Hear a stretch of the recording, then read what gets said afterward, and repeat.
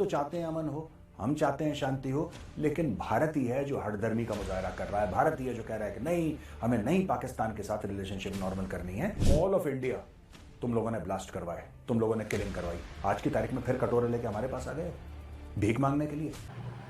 तो देख लिया मैंने ट्रेलर मेजर गौरव आर्या साहब का। तो welcome to my channel rise of Bharat. और आज लेके आ गया हूँ जो चाणक्य डायलॉग्स मेजर गौरव आर्या का एक वीडियो, जिसमें इन्होंने पाकिस्तान की ऐसी बात लगाई कि मजा आ गया। चलो पूरा मजा लेते हैं। दोस्तों, इशाक डर कौन है? इशाक डर पाकिस्तान का डिप्टी प्राइम मिनिस्टर है। उसके पास एक और इंपॉर्टेंट पोर्टफोलियो है, that is minister of external affairs. वो पाकिस्तान का फॉरेन मिनिस्टर भी है। और हाल ही में उसने कमेंट करा, इशाक डर ने, और कमेंट के दौरान यह बताया कि साहब, अगर पाकिस्तान और इंडिया के टाइज को नॉर्मलाइज करना है, अगर पहले जैसा करना है, खुशगवार करना है, तो it takes two to tango. कहने की बात यह है कि पाकिस्तान पूरी कोशिश कर रहा है कि भारत के साथ टाइज नॉर्मल हो जाएं, लेकिन भारत जो है वो जवाब ही नहीं दे रहा। सुनते जाइए। यह बयानिया है इशाक डर का। वहां से भारत से जवाब आया है रणधीर जायसवाल जी का, जो कि स्पोक्स पर्सन है मिनिस्ट्री ऑफ एक्सटर्नल अफेयर्स के। उन्होंने ये बोला है कि टैंगो का जो टी है ना, that stands for terrorism, not tango. तो भारत ने भी वही कहा जो भारत कहता चला आ रहा है, और पाकिस्तान ने भी वही कहा जो पाकिस्तान काफी टाइम से कहता चला आ रहा है कि भाई, हम तो चाहते हैं अमन हो, हम चाहते हैं शांति हो, लेकिन भारत ही है जो हठधर्मी का मुजाहरा कर रहा है। भारत ही है जो कह रहा है कि नहीं, हमें नहीं पाकिस्तान के साथ रिलेशनशिप नॉर्मल करनी है। तो ये बयानिया पाकिस्तान और इंडिया की तरफ से it's going back and fourth. आज मैं आपको एनालाइज करके ये बताऊंगा कि इसमें चक्कर क्या है, ये पूरी प्रॉब्लम क्या है। पाकिस्तान तो गयो। पहली बात तो मैं पाकिस्तान से शुरू करूंगा, क्योंकि पहला जो स्टेटमेंट आया वो पाकिस्तान की ओर से आया, इशाक डर की तरफ से आया। पाकिस्तान ये कहता है कि साहब, it takes two to tango. उसको ये समझ में नहीं आ रहा कि we don't want to tango, we don't want to tango. हमें आपसे कोई रिश्ता जब रखना ही नहीं है, तो आप भिखारियों की तरह क्यों पड़े हैं पीछे यार? क्यों पड़े हैं पीछे? रोज रोज कोई पता नहीं ऐरा गैरा नत्थु गैरा कोई एक कमेंट पास कर देगा कि इंडिया ये नहीं कर रहा तो हमारी रिलेशनशिप। क्यों भीख मांगते हो सबसे? क्या तुम्हारे हड्डियों के गूदों में घुस गया है खैरात मांगना, भीख मांगना? क्या तुम्हारा एक नेशनल पास टाइम बन गया है सबसे कटोरा लेके सबसे भीख मांगना, कुछ ना कुछ मांगना? चलो पैसा नहीं देगा तो कुछ और कर देगा।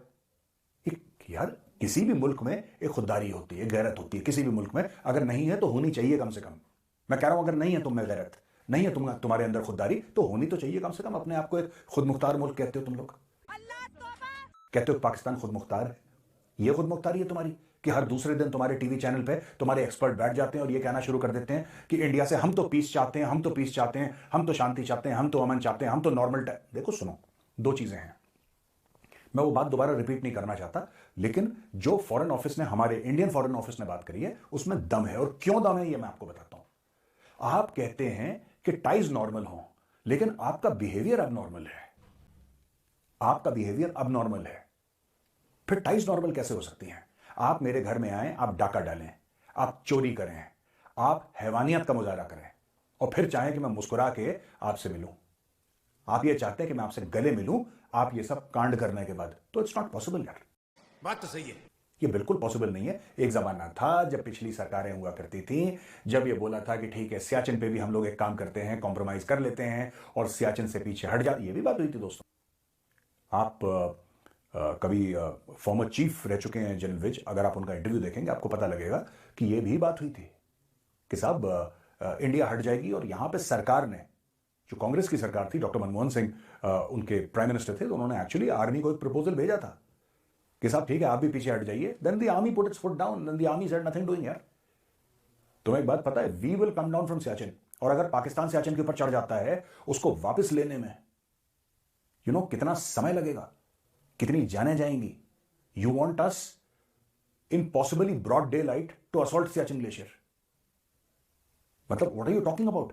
तो ये जो पूरा एक ग्रुप हुआ करता था, मैं डॉक्टर मनमोहन सिंह को यहां पे नहीं बोल रहा, क्योंकि पूरा इकोसिस्टम है। व्हाई ब्लेम वन पर्सन यार? किसी एक शख्स को आप क्यों इसमें दोष दीजिए कि यार उन्होंने ऐसा करा, उन्होंने वैसा करा? नहीं, this is not about that. बात यह है कि अगर आप ओवरऑल देखेंगे, अगर आप टोटल देखेंगे, तो आपको यह पता लगेगा कि इंडिया ने मोदी सरकार के आने से पहले बहुत स्टेप्स पीछे लिए थे। Air chief marshal Fali Major ने प्रपोजल दिया था गवर्नमेंट ऑफ इंडिया को कि सर 26/11 हो गया है, हमारे इतने 100 लोग मारे गए हैं, पाकिस्तान ने अटैक करा है, एयरफोर्स तैयार है, Indian air force is ready, give us the orders. और यहां से बोला कि नहीं air chief martial please stand down, कुछ नहीं होगा यहां पे। ना ना ना ना ना, हमें नहीं चाहिए पाकिस्तानियों से दोस्ती। ना इनमें गैरत है, ना खुददारी है, ना नीयत है। ये आस्तीन के सांप है,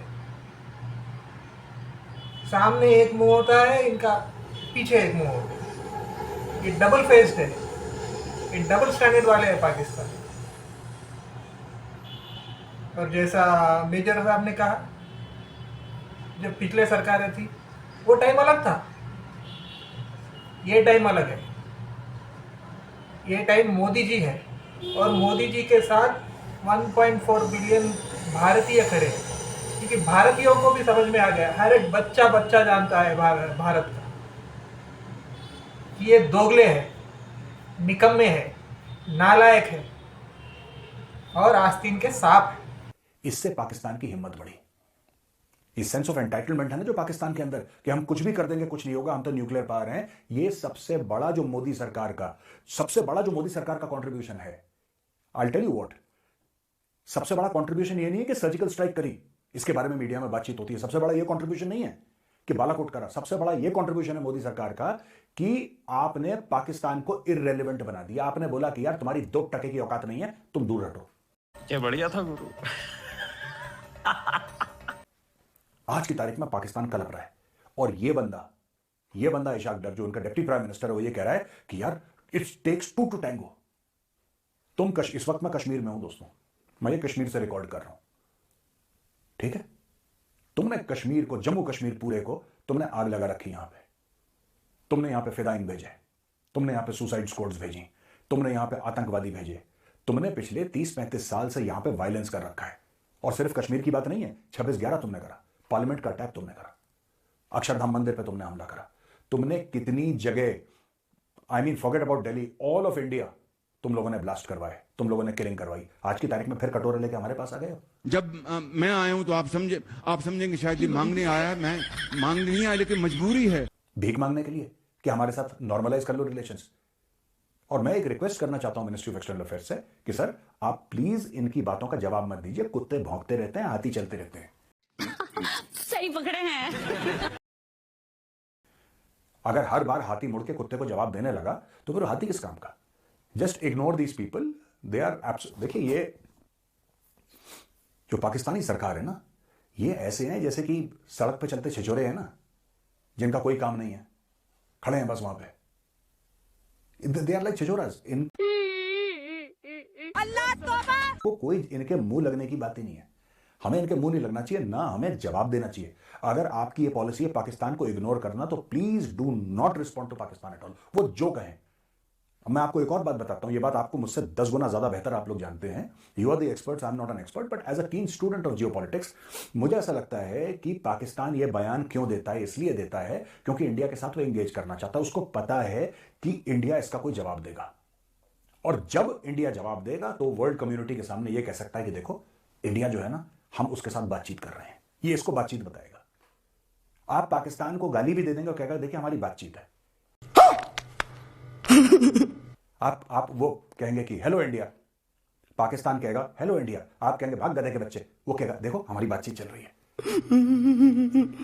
ये इस किस्म के लोग हैं, इनको बिल्कुल आप इग्नोर करिए, इनकी किसी भी बात को सीरियसली मत लीजिए। देखिए ये बात करना चाहते हैं भारत से, भारत इनके साथ बात नहीं करना चाहता, भारत ट्रेड नहीं करना चाहता, भारत कुछ भी नहीं करना चाहता। भिखारी फिर भी पीछे पड़े हुए हैं। और आज भी हम बेगस हैं। अल्लाह के नाम पे जय जय बाबा, जय जय बाबा, जय जय बाबा। गैरत नाम की चीज नहीं है यार। तुम लोगों में कोई इज्जत है 1%? मैं पाकिस्तानियों से पूछ रहा हूं, तुम्हारी जो सरकार, कोई इज्जत है? कोई आदमी तुम्हें मुंह नहीं लगा रहा, तुम्हें रोज धुतकार रहा है, तुम दो मिला के रोज उसके पीछे पड़े हुए यार। गजब बेइज्जती है। हैव सम शेम कि पूरी की पूरी पाकिस्तानी आवाम पाकिस्तानी आर्मी की जैसे हो गई है, सबने सरेंडर कर दिया। बहुत बढ़िया मेजर साहब, बहुत बढ़िया कहा। पूरी पाकिस्तानी आवाम सरेंडर हो गई, बस पतलूने उतरनी है। तो ये भिखारी ये समझते हैं कि हर कोई इन्हें भीख दे देगा।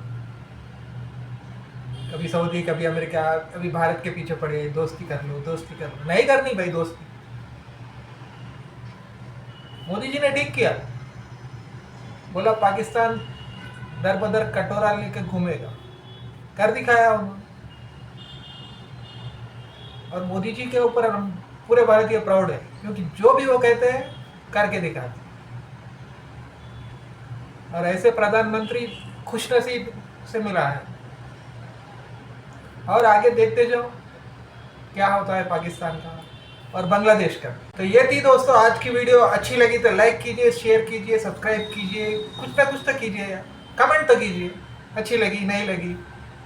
और जो भी नए आए प्लीज़ सब्सक्राइब कीजिए और बेल आइकन दबाइए, ताकि हमारी वीडियो जल्द से जल्द आप तक पहुंच सके और आपका मनोरंजन साथ साथ आपका इंटेलेक्ट बढ़े, नॉलेज गेन करे कि क्या चाहते हैं दूसरे देश भारत के साथ। तो अंत तक रुकने के लिए धन्यवाद। राम राम, जय हिंद, जय भारत।